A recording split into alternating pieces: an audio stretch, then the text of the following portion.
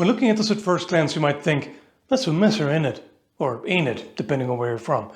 But not really, unless you want to consider this a subtype of messer. But at the end of the day, the German word messer just means knife. For a messer, you would generally expect a guard beyond just that thing. Normally you would expect a guard here as well, sometimes even a knuckle guard.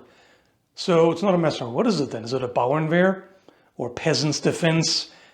Yeah, it could be very well, because they typically do not have more than a nagel. Sometimes they don't even have that. Sometimes they have a very small little guard, smaller than a knife. Messer, I should say. Nomenclature and classification. Isn't it always such a blast?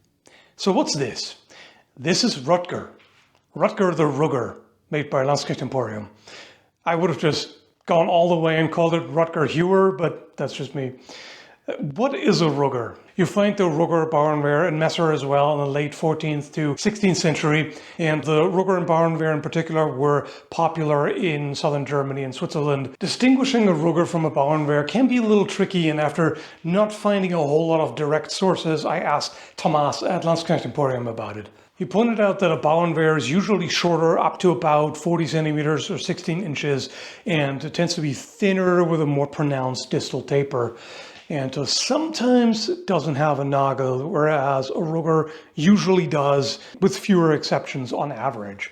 And as far as the use is concerned, a Bauernwehr tends to be a tool first and improvised weapon second, whereas a Rugger leans more toward the weapon end of the spectrum. In this case, it's quite obvious. This is really not as much of a tool. I mean, yes, you could use it as such. You could use it as kind of a machete, basically, or a very long knife, but it's sword length. A Rugger tends to be more thrust-oriented, usually, as you can see by the aggressive distal taper on these two here. They're made by Adam Bedorix. We'll get to that in another review. And sometimes they even have a reinforced tip, as you can see here. Rutger is a bit of an exception. There's not much of a taper, at least in width. In thickness, it's quite noticeable. So this is really more of a cutter. This is a replica of an original at the Museum of Visegrad, hope I got that right, in Hungary. Adam Bedorix handled and measured this one alongside others, and they stuck closely to the shape and measurements. It's a 6150 high carbon steel blade made from a blank by freehand stock removal, and heat treated to a hardness of 52 to 54 on the Rockwell C scale. It's got beechwood handle scales, which, like the originals, were fixed with both glue and tubular rivets. Totally tubular! I've also got the blunt trainer version, which has more flex for extra safety, a slightly spatulated tip, and a steel bolster to reinforce it for more durability. By the way, if you're interested in seeing some skilled sparring with Ruggers, I'll link a video down below in the description by Virtual Fechtschule. Of course, they try to make the trainer as similar to the sharp as possible. There are some differences, like the trainer actually has a fairly broad fuller next to the edge, whereas the sharp one has a narrow fuller right by the spine. And the nagel on this one is not octagonal, it's simplified, which makes sense. And as I said, it has a bolster here, which the sharp one doesn't. The trainer is slightly lighter, but not to the point where I could tell. Like when I handle them side by side, they feel the same. And the balance is very similar as well. Before I get into my opinion of the quality of this Rugger, or both of them rather, I should point out that while, as always, I make a deliberate effort to stay as objective as I can, these, I didn't have to pay for them. They were sent to me for review, so there's some potential for bias, of course. All right, so handling. It may look large, but it's quite light, less than a kilogram. Even with my busted elbow, I can move it around without too much strain. There's a certain amount of blade presence. You can definitely feel that. This is a pretty powerful cutter, but it's not clunky in any way, even though there isn't that much steel in the hilt, obviously. But the distal taper and slight profile taper definitely does some lifting there and makes it much more agile than it would be if it was just uniform thickness. I did something which I don't normally do, which was to modify the grip before the review.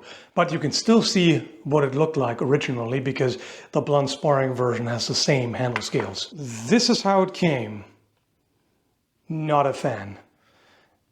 Very blocky. You can see that they did knock off the corners a little bit, but not enough in my opinion. The reason why I left this one here is not just for the review so you can see how it comes, but also because when you're wearing gloves, you know, in HEMA practice, it doesn't matter. Like, you're not really gonna notice that much. I rounded this one off. Much more comfortable. To some people, it may not be a big deal, but it bothered me enough that for the cutting, I wanted to have a more comfortable handle, and it didn't take long. Filing off the hard corners, just taking the edge off, if you will, and sanding it a little. Took me only half an hour or 45 minutes maybe. Now, Thomas pointed out that in some depictions of these, the handle scales do look quite blocky. So fair enough, that may not be inaccurate, but it's definitely better that way. Other than that, I don't mind the handle. I mean, it's nothing to write home about, of course. It's a simple shape. That's the idea. They weren't supposed to be super complex or fancy or whatever. You leave that to the nobles. And it works. There's really not much else to say. It's nice that it widens here a little bit toward the end so that it can help keep your hand from slipping off. That could be done more cleanly. It's not a big deal, but it's a bit of a visual blemish. But the fit is nice and tight. Finish is good overall as well. I quite like the shape of the nagel. The octagonal shape just adds a little bit of visual spice to it, so to speak. The sheath that it comes with is a half-tan sheath, meaning that there are some layers in the center that are basically still rawhide, and the outer layers are fully tanned. So that makes it stiffer than it would be otherwise. You can definitely tell that it's not very thick, but you can definitely tell that this is more rigid than it would otherwise be. I don't know if it'll show up on camera. You can see the inner layers a little bit, but without a magnifying glass might be hard to spot. Hand stitched with linen thread. It's suspended vertically, just hanging straight down, which is the most common method you see in depictions. Now, because it doesn't have a wood core, there's only so much you can expect, and it doesn't retain it. To test the blade quality and structural integrity, I use these on each other, trying various parries and such, and perfect. In fact, I quite like the feel that I got from this, how solid they are when they collide.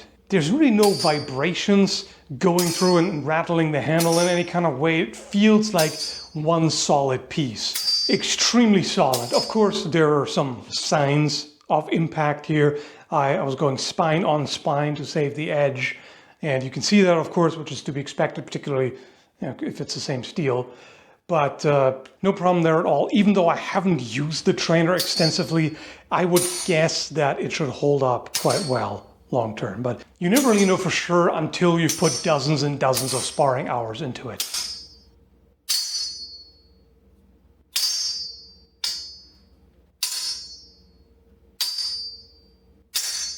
All right, so cutting performance. The edge is quite good, and I like the blade profile overall. You can see there's just a slight secondary bevel there, but overall it's a flat grind going from the spine, or I suppose from the fuller, if you will, to the edge. Properly shaped, nice and sharp, and it does cut as long as the edge alignment is good. It's done well enough, it's got enough distal taper that the weight is nice and close. Like the balance point is close. This is good.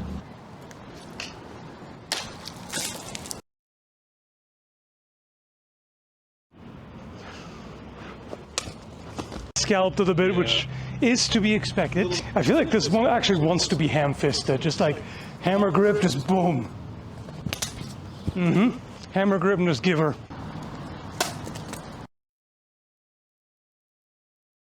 Less force, more techniques. I mean, actually pretty far. And that doesn't hurt as much, so Maybe I can get away with that, at least for now.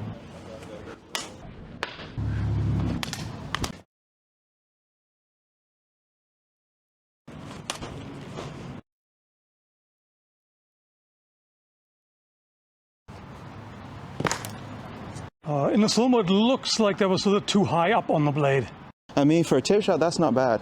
The edge didn't take any damage at all. And of course, if nothing loosens up from blade-on-blade contact, then it's not really going to happen from tatami cutting either. Right, that's the one with the PVC core. For it to go through, you need to hit about here. Which is really short reach at that point. Yeah, and for anything that's like almost 85% of the way, tip. Which is still fine. Unarmored fighting, that's more than enough. Most of the way. Most of the way.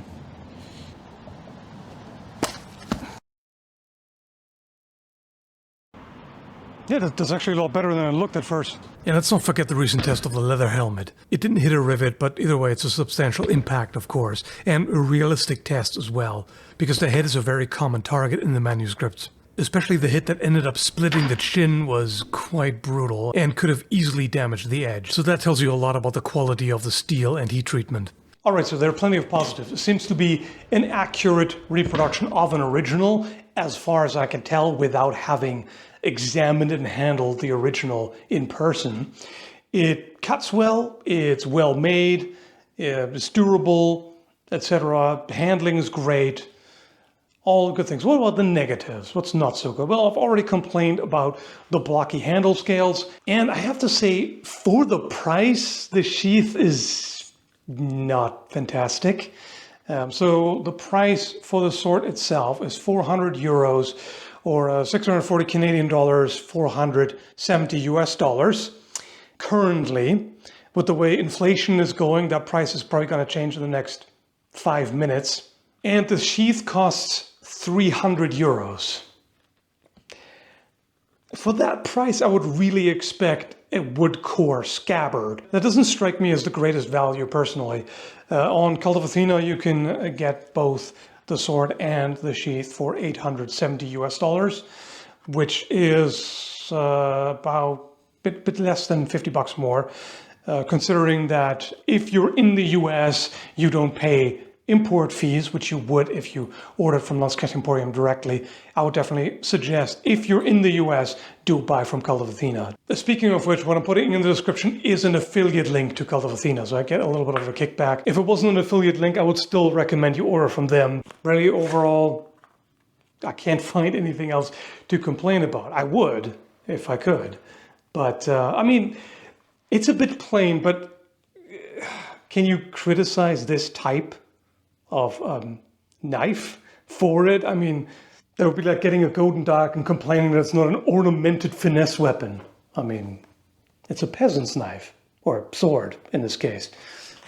At that length, let's face it, that's a sword. So all in all, in today's money, that's quite a lot to spend on a peasant's weapon, but the quality is there. Personally, I wouldn't hesitate to recommend it, but of course that's also easy for me to say because I didn't have to pay for it. But that's why I do these objective tests, so you can form your own opinion. I hope you found the review useful. As usual, specs and links are in the description below. Thanks for watching and take care, folks.